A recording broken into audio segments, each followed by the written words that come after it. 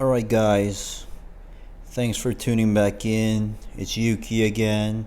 Today we're gonna, if you've seen my last video, I mentioned that I went to this event called the GQ Style Fest.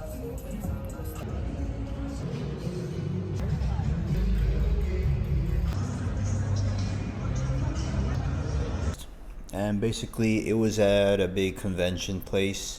And yeah, to recap about the event, it was hosted by GQ magazine.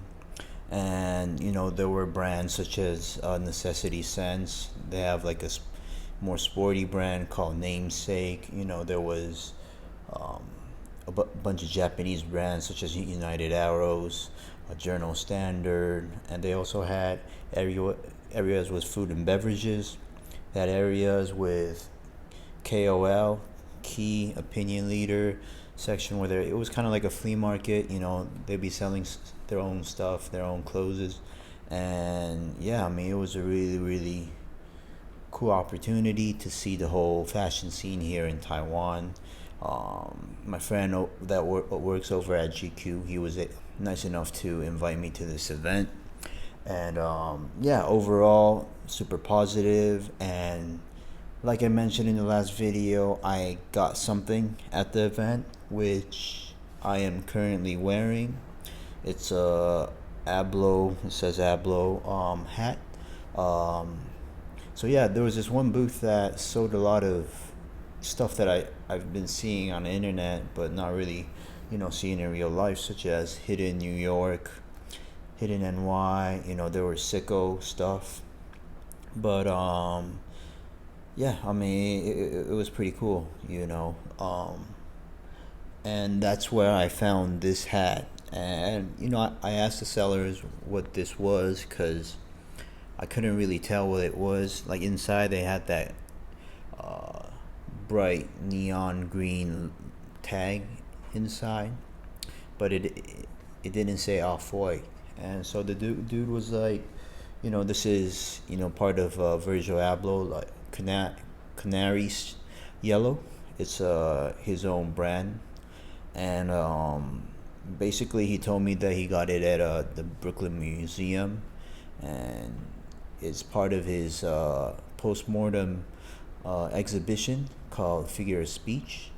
And yeah, I mean, I asked him how much it was, a little bit of a markup, but I was like, hey, it's kind of an exclusive, like a museum exhibit merch. And so I was like, it's cool. I've always respected what Virgil Abloh has been doing.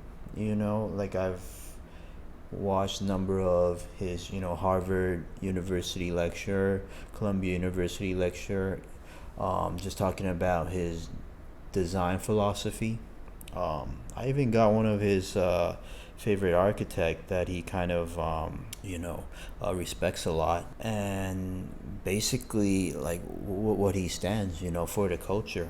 Major respect. It's just that with me, like I'm a little bit more picky with what I wear, and so off-white, Pyrex, being Trill, like it's just too in your face, and I try to keep it more minimal in my style. I don't really like big logos, thus I cut off the tag actually that was inside. Yeah, like I just really was happy. I'm just really happy to be able to rock Virgil stuff without being kind of put into that like hype beast. Nothing against it, but that hype beast sort of category.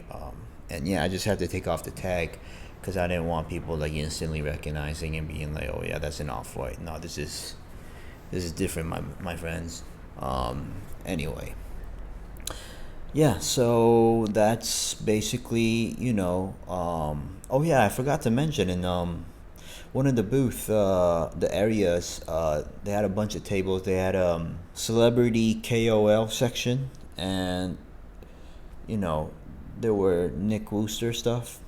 He had a price on it, so apparently they're selling it. And Poggy the Man, the guy that works over at United Arrows, some of his stuff were there, and yeah, that was kind of interesting.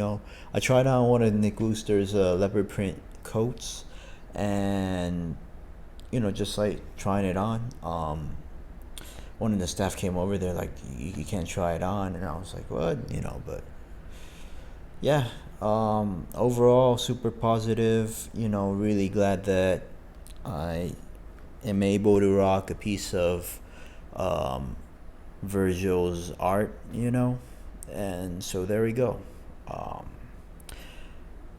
And yeah, please stay tuned for the next video. The next video, I'm gonna do something a little bit different. I think I'm gonna go where the algorithm is directing me, which is, might be a little bit more YouTuber-ish content, but I hope you like it. I'm gonna be showing you a little bit more of my jewelries that I have. The algorithm showed that those videos did quite well, where I introduced the rings, and so I'm gonna go on that path for a little bit. But yeah, please stay tuned. Bye bye.